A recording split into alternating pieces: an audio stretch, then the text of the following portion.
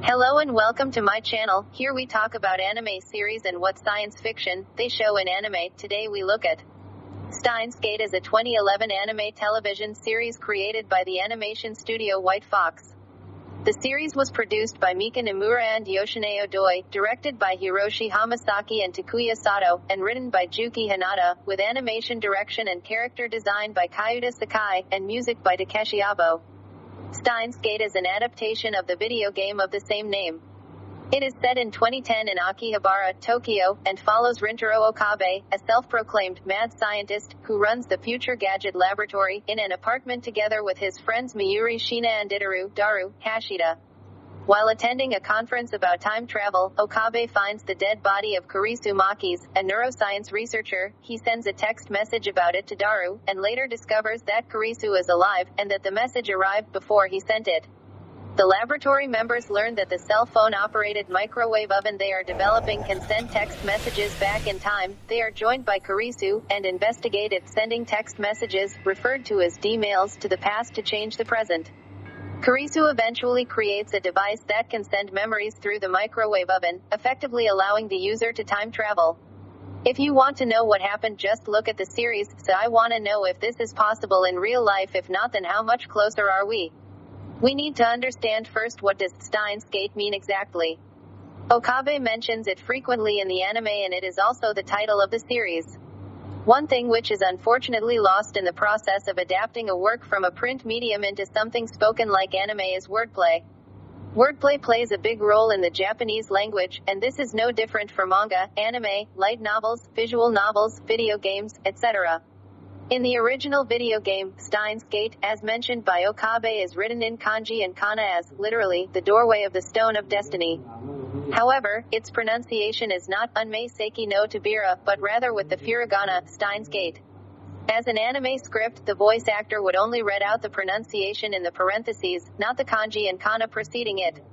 In a 2009 interview with web news portal Dengeki Online, the game's scenario writer Naodaka Hayashi said that Stein has two origins. The first is that Stein is derived from Albert Einstein, whose theory of relativity plays a role in the story. The second is that Stein is the German word for stone in the term stone of destiny. Similarly, gate is an alternate word for doorway. Steins Gate itself is a pseudo-term created by Okabe as part of his delusions of grandeur and has no actual meaning in the real world. The same goes for his self-designated ability, Reading Steiner, whose kanji lettering has the literal meaning of demon eye of fate detection, but is instead pronounced with the furigana, Reading Steiner. But actually, the show is not all about technobabble. You have to let go of this idea of time as a single line moving from past to future. It's actually comprised of infinite lines all running parallel. We call these world lines. Let's say, for example, someone murdered you. By traveling back in time to prevent it, I create two divergent worlds. One where you're killed, one where you're not. The same basic idea is true of all such actions. The traveler splits off to a different world line. Sure, there are some liberties. You always need them in order to write a good story when it comes to, let's say, the phone microwave in order to make it possible, but if you give it some leeway, Steins Gate is actually one of the most scientifically accurate show I've seen. The many worlds interpretation is an interpretation of quantum mechanics that asserts the objective reality of the universal wave function and denies the actuality of wave function collapse. The existence of the other worlds makes it possible to remove randomness and action at a distance from quantum theory and thus from all physics.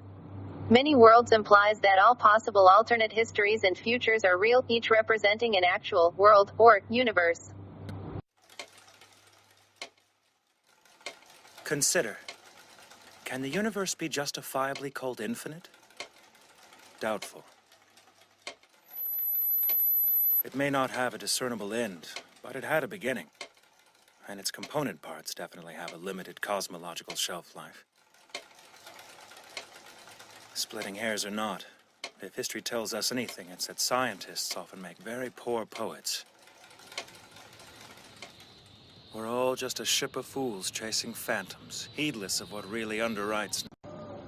In layman's terms, the hypothesis states there is a very large, perhaps infinite number of universes, and everything that could possibly have happened in our past, but did not, has occurred in the past of some other universe or universes. The theory is also referred to as MWI, many universes interpretation, multiverse theory, or just many worlds. While everyone will not agree with it, it's still one of the main ones. The idea of attractors, strange attractors, is also a legitimate thing in our real physics, more accurately in fluid mechanics. Look at Wikipedia greater than attractors greater than strange attractors for more informations. Using a black hole in order to time travel is an idea that is actually already quite old, and it was theorized a long time ago. There is a lot of problems with it, mainly, how do you survive, if you can even say that given what a black hole would do to you, or get out of it. As people say, black holes are where the universe divides by zero. Most, if not all, of the science is accurate, but just takes some liberties in order to allow for a best storytelling. But if you study the thing in real life, you'll be surprised to see how much grounded in reality it is. For an example, the grandfather paradox is a paradox of time travel in which inconsistencies emerge through changing the past. The name comes from the paradox's common description: a person travels to the past and kills their own grandfather before the conception of their father or mother, which prevents the time traveler's existence. Despite its title, the grandfather paradox does not exclusively regard the contradiction of killing one's own grandfather to prevent one's birth. Rather, the paradox regards any action that alters the past, since there is a contradiction whenever the past becomes different from the way it was.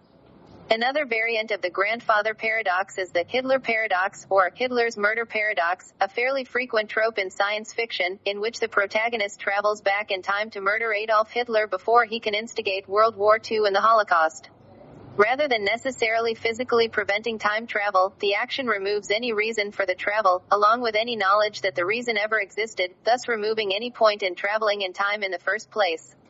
Additionally, the consequences of Hitler's existence are so monumental and all-encompassing that for anyone born after the war, it is likely that their birth was influenced in some way by its effects, and thus the lineage aspect of the paradox would directly apply in some way. Some advocate a parallel universe approach to the grandfather paradox. When the time traveler kills their grandfather, they are actually killing a parallel universe version of their grandfather, and the time traveler's original universe is unaltered. It has been argued that since the traveler arrives in a different universe's history and not their own history, this is not genuine time travel. In other variants, the actions of the time traveler have no effect outside of their own personal experience, as depicted in Alfred Bester's short story The Men Who Murdered Muhammad, so it's kind of confusing, but you can travel through time. For an example, time travel happens all the time. We're usually traveling smoothly into the future at the rate of 1 second per second. We can also slow down the flow of time with high speed and high gravity, but as Dr. Karl Kruszelnicki explains, going backwards is a bit more complicated. There are two types of time travel, into the future, and into the past. Past time travel might be impossible, but on the other hand, we already travel into the future all the time. On average, we are all traveling smoothly in the future at the rate of 1 second per second. The question is, what?